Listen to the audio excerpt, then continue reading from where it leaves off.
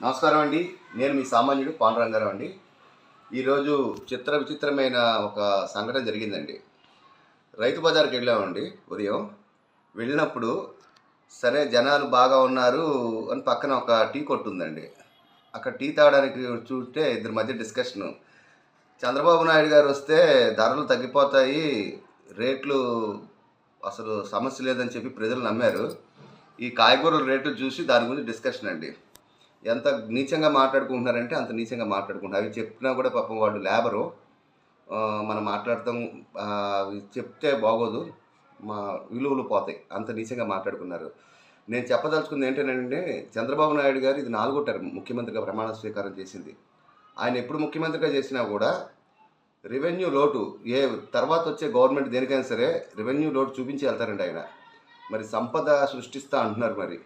ఖచ్చితంగా అది త్వరలో సృష్టించి ఈ కాయగూరల ధరలు, నిత్యావసర ధరలు అప్పుడు గత ప్రభుత్వంలో నిత్యావసర ధరలు చాలా విపరీతంగా పెరిగిపోయి సామాన్యుడు అనేవాడు బతకలేకపోతున్నాడని చెప్పింది మీరే. ఆ మాటలు ప్రజలు నమ్మారు.